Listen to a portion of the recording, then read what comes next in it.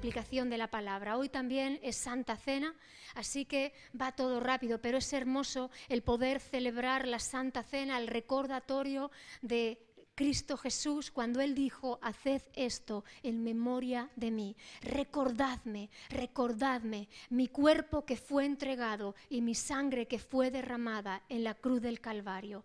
Pero también hoy es domingo de Pentecostés. 50 días después de la resurrección de Jesucristo nuestro Señor, en una festividad de Pentecostés, estando todo el pueblo judío en Jerusalén, el Espíritu Santo descendió y llenó a todos los presentes. Amén. Si vienes conmigo a Deuteronomio 16:9, Deuteronomio 16:9 era la culminación realmente de la fiesta de la Pascua. Pero al término de las 7 semanas, que son los 50 días, 7 semanas que Dios marcó para el pueblo judío, dice Deuteronomio 16:9. 16:9 dice así: 7 semanas contarás desde que comenzare a meterse la hoz en las mieses, comenzarás a contar las 7 semanas, y harás la fiesta solemne de las semanas a Jehová tu Dios. De la abundancia voluntaria de tu mano será lo que dieres, según Jehová tu Dios te hubiere bendecido.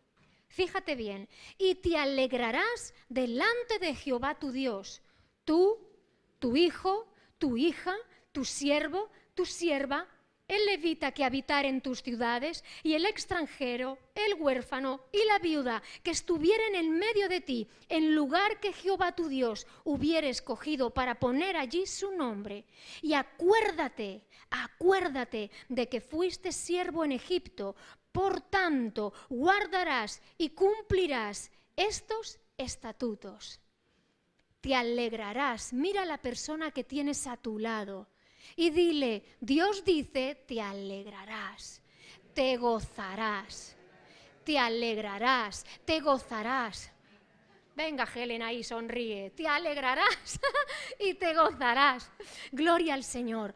Mira, y dice la Escritura: tú, tu hijo, tu hija, tu siervo, tu sierva, nadie en los hogares del pueblo de Israel tenía que estar triste. Todos tenían que alegrarse y gozarse. Era el fin de la cosecha. Dice: porque recordarás, recuerda lo que Jehová tu Dios hizo por ti. Y hay algo que sucede en medio de esta sociedad, y es que somos de memoria muy floja y muy débil, y se nos olvida rápidamente lo que Dios ha hecho en medio de nuestras vidas, porque la festividad de la Pascua, que es el origen de toda la fiesta, estaba hablando acerca de la liberación del pueblo de Israel de la esclavitud egipcia. Fue uno de los peores momentos del pueblo de Israel, que estaba siendo esclavo por los egipcios. 400 años de esclavitud. Pero dice la Escritura que Dios, con mano fuerte, con brazo extendido, salvó a su pueblo. Es más, la última plaga es la plaga de la muerte de los primogénitos, donde Dios va a ejecutar ya juicios sobre todo el que habitare en Egipto. Y le dice al pueblo de Israel: tomarás a un corderito sin mancha, sin ninguna falla, sin tachadura ninguna, y ese corderito lo asarás en la noche, y con la sangre del cordero marcarás el dintel de la puerta. Cada persona, cada hogar del pueblo de Israel tenía que mantener el quicial de su puerta, el dintel de su puerta, manchado con la sangre del cordero. Y cuando la muerte pasara, porque muerte iba a pasar por todo Egipto en los primogénitos, cuando la muerte pasara, aquella puerta que tuviese marcada la sangre del cordero, la muerte pasaría de largo y no le tocaría. Esa festividad judía es la fiesta que tú y yo celebramos con la obra de Cristo en la cruz del Calvario, porque fue su sangre preciosa la que venció a la muerte. Tú y yo estábamos sentenciados a muerte por causa del pecado. Eternidad tenían Adán y Eva, pero cuando Adán y Eva desobedecen a Dios, dejaron de tomar del árbol de la vida. Y dice la Escritura que vino muerte espiritual para toda la raza humana.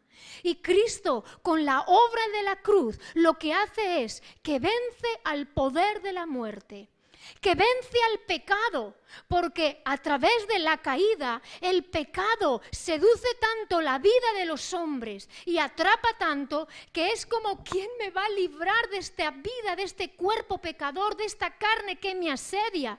Y lo que hace Cristo es vencer al pecado.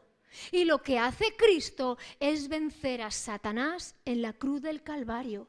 Por cuanto viene el pecado a la raza humana, el diablo tiene poder para influenciar en los hombres y mujeres, por cuanto el pecado le abrió la puerta al diablo. Pero con Cristo y con esa sangre preciosa derramada en la cruz viene la redención y viene el sello de Dios a la vida de todo aquel que le cree. Por eso, iglesia, es tan importante cuando tú adoras y que tu fe seas consciente de en quién estás creyendo. Tú no tienes una fe barata, tú no tienes una fe vulgar. Tú no tienes una fe ordinaria. Un día te levantas creyendo y al día siguiente no crees. Tú no te vas a reencarnar ni en el mono, ni en el escarabajo, ni en la rata. No hay salvación solamente a través de Jesucristo. Y cada quien ha inventado diferentes religiones y filosofías, pero la iglesia tiene que saber en quién está creyendo y cuál es su base de fe y su ancla para su alma. Cuando tú estás creyendo en el resucitado, estás creyendo en vida, salvación y vida eterna. ¿Quién acusará a los escogidos de Dios? ¿Quién va a condenar a un hijo de Dios? ¿Tribulación, angustia, hambre, persecución? Cristo venció sobre todas las cosas, iglesia. Y ese es el Dios al que tú y yo adoramos. Por eso cuando venimos a su casa, levantamos manos y alabamos a Dios con todo nuestro corazón, porque Él pagó el precio en la cruz del Calvario. Él es nuestra Pascua, mi Pascua. Él es mi celebración. Gloria al nombre de nuestro Dios. Pentecostés es el cumplimiento de la profecía de Joel que hemos leído al comienzo del culto. Y es la promesa de Jesús antes de ascender a los cielos. Pentecostés señala el comienzo de la era de la iglesia. Ven conmigo a Lucas 24. Vamos a leer del versículo 45 al 49.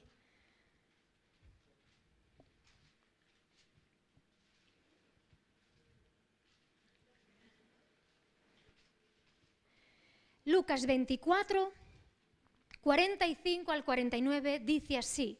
Vamos a leerlo todos juntos, amén. 1, 2 y 3. Entonces les abrió el entendimiento para que comprendiesen las Escrituras. Y les dijo, así está escrito.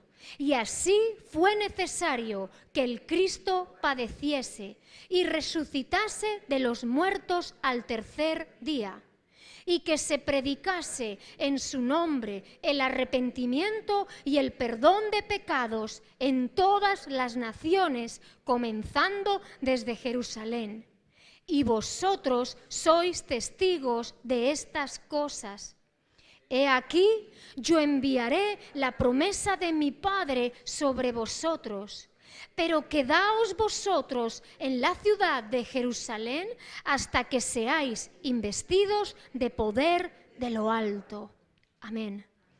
Lo primero que hace Jesús con sus discípulos, y les abrió el entendimiento para que comprendiesen. Los discípulos de Jesús probablemente estaban tan impactados entre la muerte del Maestro. toda la turbulencia que había habido, toda la multitud proclamando que salvasen a Barrabás y que crucificasen a Jesús. Probablemente los discípulos estarían trastornados después de experimentar durante 3 años de ministerio de Jesús, cómo había liberado, cómo había sanado, cómo traía salvación desde las clases más bajas de la sociedad hasta altos mandos, alta clase de la sociedad. Jesús estuvo impactando la vida de toda su sociedad y los discípulos estaban, me imagino, como en estado de shock. Y dice la Escritura que, número 1, Jesús les abrió el entendimiento para que comprendiesen las Escrituras y cómo era necesario que el Cristo padeciera. Iglesia, cuando tú y yo nos acercamos a Dios, es muy importante que tú ores y le pidas al Espíritu Santo que alumbre los ojos de tu entendimiento.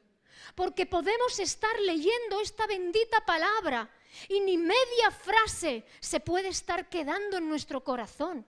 Y necesitamos parar y escudriñar la Escritura para entender y comprender el tiempo en el que yo estoy viviendo. Porque mucha gente camina desorientada y perdida por no entender el tiempo en el que está viviendo y la sociedad cómo se está moviendo y las políticas cómo se están derivando y las guerras cómo se están formulando. Y veo a mucha gente cristiana desorientada por los momentos y las situaciones. Pero cuando tú te acercas a Dios pidiéndole, Señor, abre mi entendimiento. ¿Cuántas veces aquí como iglesia no decimos, Señor, dame fe para creer, dame entendimiento para comprender las verdades eternas y dame valentía para poner tu palabra por obra? Se requieren estas 3 cosas fundamentales en la vida de un creyente: fe que cree, entendimiento que comprende verdades eternas y valentía para que la palabra que he oído y que habita en mi corazón yo la pueda poner por práctica y no sea un oidor olvidadizo, sino hacedor de la palabra de Dios, porque el día a día, iglesia, te va a traer retos que vas a necesitar interiorizar la palabra de Dios en tu vida. Y estoy hablando a jóvenes, estoy hablando a gente adulta, estoy hablando a gente mayor que se piensa que probablemente lo único que le quede sea esperar en la vida hasta que Dios le lleve, porque cuando somos cristianos utilizamos una jerga muy cristiana, hasta que el Señor me lleve. Pero la realidad es que a veces nos resignamos en un día a día monótono y muy ordinario, pensando que nada ya tenemos que hacer. Y créete que todavía tienes mucho por hacer para el Señor y para aquellos que te rodean. Amén. Ábrenos, Señor, el entendimiento. Lo siguiente que Jesús habla a sus discípulos de este mismo texto lo vamos a sacar, y es que se predique en el nombre de Jesús arrepentimiento y perdón de pecados. La finalidad de nuestra fe, iglesia, y en esto hoy en día muchos movimientos religiosos han dado la vuelta completamente al sentido del cristianismo y del evangelio. Hemos entrado en movimientos de prosperidad, en movimientos de fe, donde se prioriza lo material, donde se prioriza las bendiciones y no se está priorizando el verdadero mensaje, que es arrepentimiento para perdón de pecados. Que la raza humana, iglesia, que el ser humano camina a espaldas de Dios, que no toma en cuenta a Dios, que no consulta, que no busca hacer la voluntad de Dios y saca a Dios de hospitales, de colegios, de organismos oficiales. Y cuando tú sacas a Dios de la ecuación, nada funciona. La inteligencia ausente de valores cristianos y una vida de fe, esa inteligencia se puede volver cruel y mortal. Dale a una persona inteligente poder pero no le des ni valores ni un corazón cristiano, y ese ser inteligente será cruel y malvado. Porque solamente bajo el gobierno de Dios y solamente bajo la conducta de un carácter cristiano es que las sociedades prevalecen y caminan en bendición. Yo prefiero decir soy pura ignorante. Soy una pura ignorante, soy una pobre de espíritu, como las bienaventuranzas. Bienaventurado el pobre de espíritu. Es aquel que depende, que necesita depender de Dios con todo su corazón. Yo prefiero ser una pobre de espíritu, pero depender de Dios con todo mi corazón cada día, para que su sabiduría esté en mí, su inteligencia rebose sobre mí y yo pueda desarrollar un carácter en Cristo y en medio de esta sociedad, iglesia. Pero necesitamos depender absolutamente de Dios y predicar arrepentimiento para perdón de pecados. La última parte, Jesús les dijo, no os mováis de aquí hasta que no seáis investidos del poder de lo alto. Gema, pero si para hablar tampoco necesitas mucho. El mismo Jesús dijo, antes de ir a predicar, antes de ir a enseñar, antes de proclamar a Cristo, mi nombre, no os mováis hasta que no hayáis sido investidos de poder. Y esto me hace ver, iglesia, que para cada detalle de mi vida yo necesito la unción del Espíritu Santo. Yo necesito a Dios morando en mi vida y a su Santo Espíritu dirigiendo mi corazón. El Espíritu Santo es el que en este tiempo va a alumbrar mi entendimiento, es el que me va a guiar a vivir en arrepentimiento y en una consagración a Dios, y es el que me va a ayudar para hablar a los perdidos. Porque incluso para hablarle a una persona del Señor, ni cualquier momento ni cualquier lugar. Pablo decía, orad por mí para que tenga denuedo, para que sepa cómo hablar.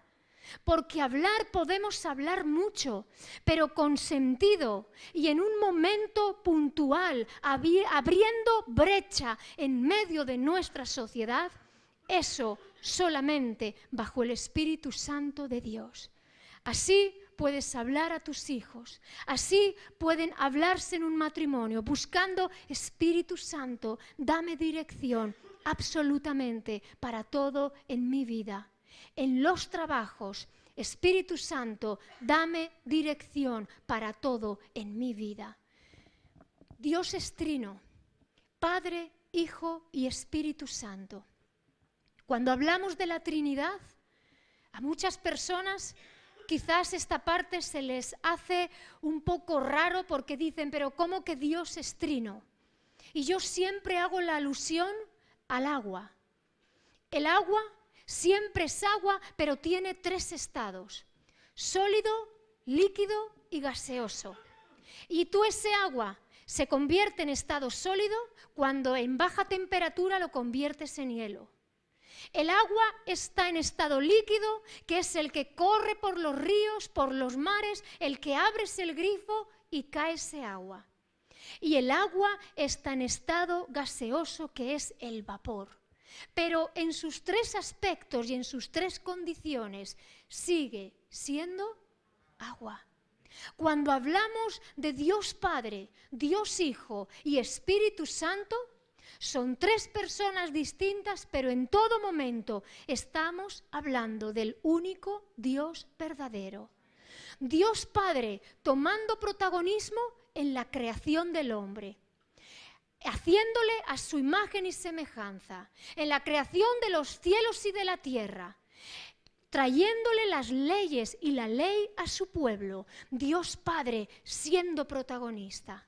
Y en momentos puntuales el Espíritu Santo, y ahora lo vamos a ver, que el Espíritu Santo venía sobre profetas, sobre reyes, sobre jueces, sobre el pueblo, pero el Espíritu Santo llegaba, tomaba una persona, hablaba por boca de Dios y se marchaba. De la misma forma, el Señor Jesucristo también está presente en el Antiguo Testamento. Cada vez que las Escrituras aluden al ángel de Jehová, al príncipe de Jehová, Josué 6, antes de conquistar Canaán, dice la Escritura que Josué ve a lo lejos a un hombre con la espada desenvainada y le mira y le dice: ¿eres de los nuestros o de nuestros enemigos? Y aquella persona responde: he venido como príncipe de Jehová. Y Josué rápidamente dice que se postra y para adorarle y le dice: ¿qué dice mi señor a su siervo? Y el ángel, el príncipe de Jehová, le responde: quita el calzado de tus pies, porque el lugar donde estás santo es. Era la persona de Jesucristo manifestándose en un momento puntual en la historia del pueblo de Israel. ¿Cómo sabemos, iglesia? ¿Cómo sabemos que era un ángel de Jehová, que era Cristo y no un ángel cualquiera? Porque cada vez que los ángeles de Dios se hacían presentes delante del pueblo, en el caso de Juan, dice la Escritura en Apocalipsis, que Juan se inclinó para adorar al ángel y el ángel le dijo: levántate, porque yo soy consiervo tuyo y no te postres delante de mí, adora a Dios. Apocalipsis 19. Cada vez que hizo amago de postrarse delante de ese ángel: levántate, porque yo soy consiervo tuyo, adora a Dios. Por eso sabemos en el Antiguo Testamento que cuando Josué dijo: ¿quién eres? ¿De los nuestros o de los enemigos? Como príncipe de Jehová he venido. Y Dios estuvo presente en todo el Antiguo Testamento. Viene la persona de Cristo y Cristo viene manifestando salvación. En amor, en misericordia, dice el libro de Hebreos que no tenemos un sumo sacerdote que no pueda compadecerse de nuestros pecados, sino que tenemos a uno que fue tentado como nosotros y que fue semejante a nosotros, y es Jesucristo nuestro Señor. Y Cristo viene manifestando salvación para todo aquel que cree. María, cuando concibió, dice la Escritura en Lucas 1, que el ángel que la visita le dice: y el Espíritu Santo te cubrirá, y el poder del Altísimo te cubrirá, y concebirás y darás a luz un hijo. Será el Hijo del Altísimo. Y en ese momento de Cristo, el Espíritu Santo también llenaba a los presentes. Pero cuando Cristo muere y resucita, Él dijo: os conviene que yo me vaya, porque cuando yo me vaya, el Espíritu Santo convencerá de pecado, de justicia y de juicio. Y Jesús mismo decía: es necesario que yo me vaya. Venid conmigo en un momentito a Juan 14.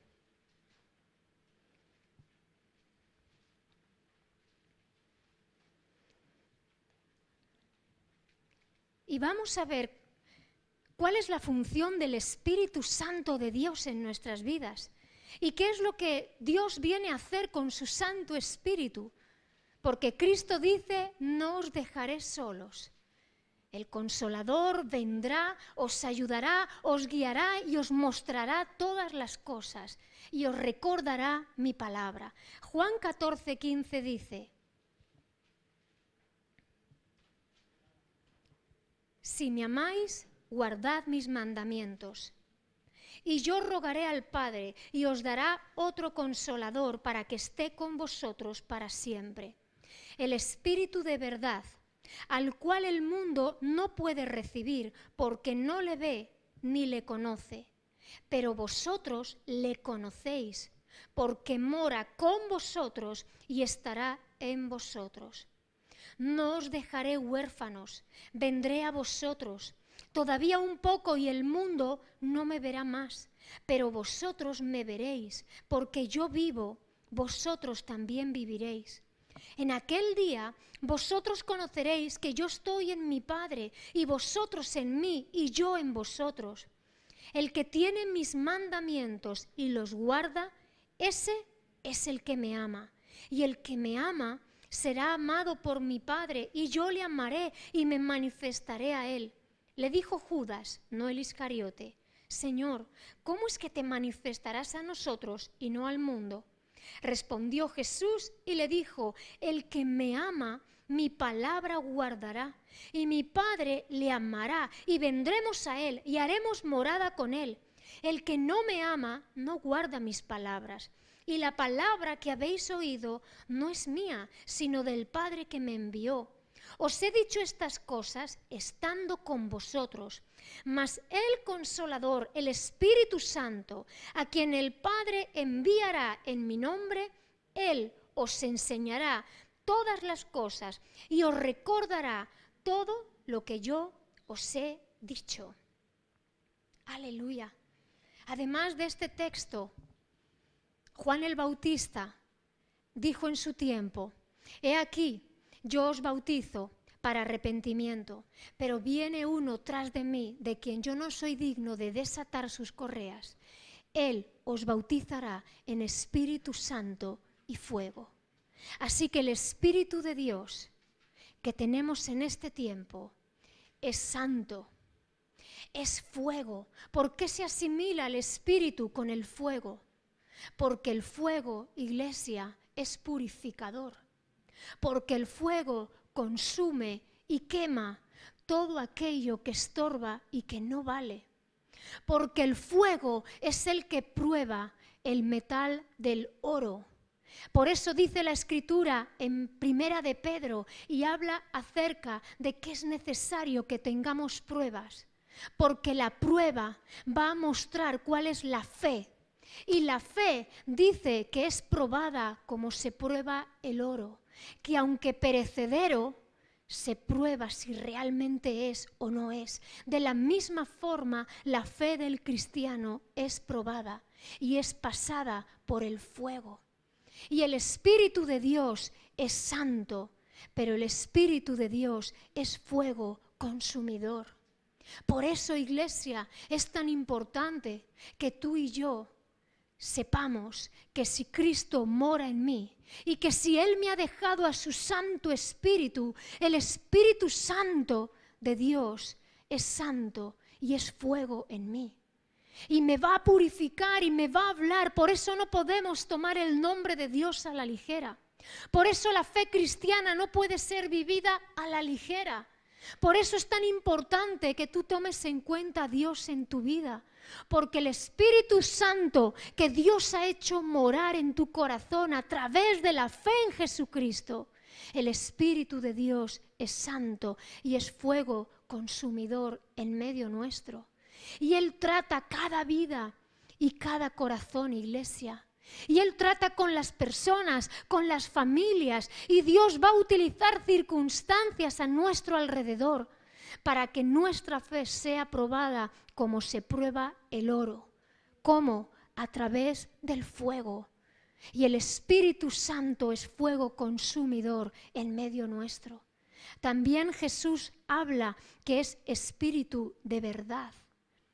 Y Dios te va a llevar a toda verdad y a toda justicia. La verdad es lo contrario del engaño, del encubrimiento, del falsear. Dios y su Espíritu es la verdad, que nos va a guiar a toda justicia y que nos va a enseñar todas las cosas que necesitemos saber. La palabra de Dios dice: no serás engañado ni confundido. ¿Por qué la palabra dice no vas a ser ni engañado ni confundido?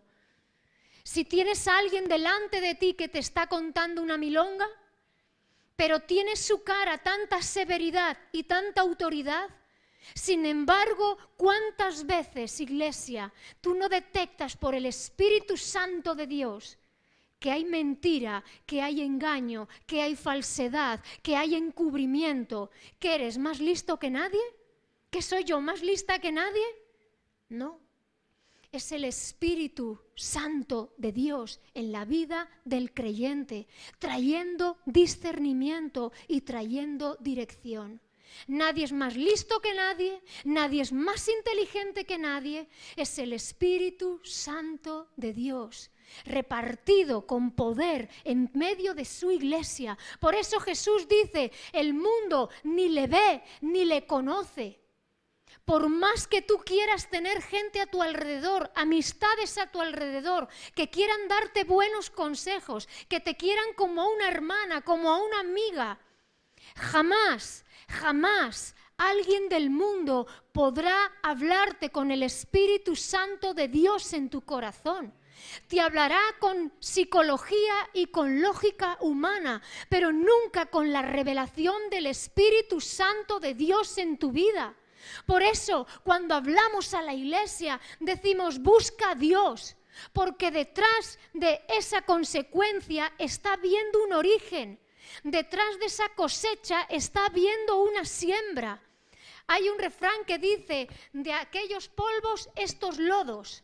Lo que parecía un poquito de barro, de repente se ha hecho un lodazal tremendo. Y muchas veces, iglesia, solamente el Espíritu Santo te puede dar discernimiento para poder separar lo que es de lo que no es, lo vil de lo precioso. Por eso el Espíritu es santo, es fuego y es verdad en medio nuestro. Y el mundo ni lo ve ni lo conoce.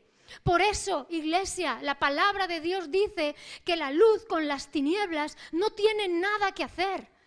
Por eso dice que la amistad con el mundo es enemistad contra Dios, porque quien tiene a Cristo y quien tiene a Dios, tiene al Espíritu Santo de Dios en su vida, y ahí no hay engaño, ahí no hay nada turbio, ahí no hay una mala acción. El Espíritu Santo es verdadero y te va a guiar a toda verdad y a toda justicia. Por eso es tan importante que a día de hoy la iglesia viva en ese Pentecostés. Lo que sucedió en Hechos 2, que tú y yo leemos muchas veces, la forma puede variar, porque aquel momento fue un hecho puntual. Había reunidos gente de muchísimas partes, medos, persas, eran gente de muchas zonas, pueblo judío reunido en un lugar porque era la culminación de la festividad, el Pentecostés. Y dice la Escritura que cuando estaban los discípulos reunidos, vino como un viento recio que sacudió la casa y llamas de fuego fueron colocadas encima, y dice que empezaron a hablar nuevas lenguas. Ese hecho puntual, la forma, sucedió ahí. Por eso hay gente que a día de hoy dice, pero Gema, he sido bautizada con el Espíritu Santo, yo no he escuchado un estruendo, no veo lenguas de fuego.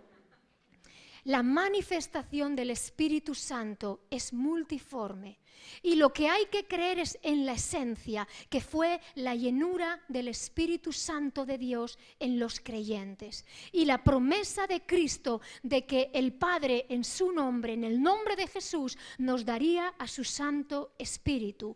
Esa es la esencia de la revelación. Que en un momento dado allí hubo un estruendo, y con ese estruendo la gente se quedó parada. ¿Qué ha sucedido? Y fue un testimonio, porque más de 3.000 personas se convirtieron en aquel momento. A través del Espíritu Santo fue que Pedro tuvo la fuerza, ese pescador, porque cuando lees la Biblia, tú estás leyendo la historia completa y ves a Pedro, a Pablo, a Juan, a Moisés. Vemos a los personajes de la Biblia en una historia completa que se nos cuenta. Pero tú tienes que pararte en el día a día. Y Pedro no era más que un pescador que había negado a Cristo. Y que Cristo le dijo, si me amas, pastorea, si me amas, cuida. Pedro, yo te voy a hacer pescador de hombres. Jesús utilizó lo que era la vida natural de aquellos hombres en aquel tiempo, pues la ganadería, la pesca, iba a decir pescadería, la pesca en la rutina de aquellos hombres, para hablarles, sacudir sus mentalidades y decirle, Pedro, a partir de ahora serás pescador de hombres. Hoy en día, ¿cómo nos hablaría Jesús? ¿A informáticos? ¿A médicos? A un informático le diría, ven aquí, te voy a resetear la CPU, porque la información, el sistema informático que tienes, y Jesús miraría a un informático, le diría, la programación que tú tienes está errada, está llena de virus, y ese ordenador no puede funcionar, necesita ser reseteado, y los programas tienen que ser palabra de Dios en tu vida. Si Jesús estuviera en este tiempo, hablaría de las profesiones de hoy en día. Ven aquí que el corte de pelo que tú necesitas, el diseño que yo te tengo que dar es un diseño único, diseño del cielo. Ven aquí y cada uno cogería sus profesiones y le hablaría como le habló a Pedro. A partir de ahora vas a ser pescador de hombres, porque lo que es tu profesión yo lo voy a convertir para que me ames y para que me sirvas hasta el fin de tus días. Y ese Pedro, hasta que no fue investido de poder de lo alto, no tuvo ni el valor ni la valentía, porque días atrás había negado a Cristo. No le conozco. No le conozco. Tú estabas entre ellos. No, yo no le conozco. Hasta que Pedro no fue investido del poder de lo alto, no se puso en pie en medio de los presentes y dijo, señores, es la hora tercera del día. Toda esta gente que veis no está ebria. Es el Espíritu Santo de Dios, es la profecía cumplida del profeta Joel. En los postreros tiempos derramaré de mi espíritu. Jóvenes van a profetizar, ancianos van a tener visiones y se derramará mi Santo Espíritu. Y todo aquel que invocare el nombre de Cristo será salvo, porque a ese hombre al que vosotros matasteis, aquel que dijisteis soltad a Barrabás y matad a Jesús, ese hombre ha venido a ser autor de vida y de salvación. Dice la Escritura que en aquel tiempo se compungieron de corazón. ¿Qué tenemos que hacer? Pedir perdón, bautizaros y conocer a Dios. Iglesia, Pentecostés es necesario en medio de mi vida, porque el Espíritu de Dios me va a dar santidad, va a ser fuego consumidor en mi vida y va a ser un espíritu de verdad. El Espíritu Santo no se va a dar a conocer a este mundo. El Espíritu Santo se va a dar a conocer en la vida del creyente. Y Paracletos, el Consolador, significa en griego Paracletos, aquel que es llamado para estar al lado de. El Espíritu de Dios dice que estará en vosotros y con vosotros. Así como en el Antiguo Testamento hacía apariciones y cada vez que tú lees, y vino el Espíritu de Jehová sobre, y vino el Espíritu de Dios sobre, y vino el Espíritu, pero venía, utilizaba y se marchaba. Porque el Espíritu Santo solamente viene a morar en la vida del creyente con la obra preciosa de Cristo en la cruz del Calvario. Porque los pecados en el Antiguo Testamento eran perdonados, pero no eran borrados. Y sin embargo, la palabra de Dios dice en Colosenses que Cristo nos ha dado vida y que ha roto toda acta de decretos que nos era contrario y la clavó en la cruz. Significa, iglesia, que en el Antiguo Testamento pecaban los hombres, digo hombres y mujeres, niños, había pecado. Y a través del sacrificio, los sacrificios que se hacían, venía la purificación del pueblo. Pero dice la Escritura que año tras año un sacerdote tenía que hacer expiación por los pecados, porque el pecado era perdonado, pero no era borrado. Solamente con la obra de Cristo tú y yo partimos de cero, de cero. Mira, Gema, es que te tengo apuntado esto, este día hiciste esto, en el 1800 hiciste esto, en el 1900... Y te iban sumando, era un sumatorio de fallos, de errores, de pecados, y a cuál peor y más grande. Nunca se borraban. Con el sacrificio de Cristo en la cruz del Calvario, iglesia. Por eso cuando venimos a rememorar la obra de la cruz, ¡buah!, todas nuestras justicias se marchan fuera. No hay nada que yo pueda hacer. Porque Cristo parte conmigo de cero cada vez que yo me acerco confiadamente al trono de gracia. Cada vez que yo me acerco a Dios, Dios Padre, mi Padre, me está viendo a través de la obra del Cordero, del dintel manchado con la sangre del Cordero. Eso es un Pentecostés en mi vida. Eso es el Espíritu Santo de Dios en mi vida. Y ese es a quien yo necesito todos los días de mi vida, 24/7, 365 días en el año, para predicarle, para buscarle con denuedo, para vivir una vida de arrepentimiento, porque hoy en día, iglesia, nadie siente que haga mal las cosas. Todos pensamos que somos perfectos. No, ¿tú qué me vas a decir a mí, Gema? Si yo busco a Dios como tú, ¿eh? Y lo sé, que todos buscamos a Dios, pero el Espíritu Santo tenemos que ser sensibles para darnos cuenta cuando Él nos está enseñando y cuando el Espíritu está siendo fuego consumidor en mi vida. Porque el Espíritu viene como fuego consumidor a la vida del creyente. Al mundo no, ni le tiene ni lo conoce, pero con su iglesia el Espíritu es santo, es fuego y es verdadero. Y a Él no le podemos engañar. Amén. Vamos a ponernos en pie.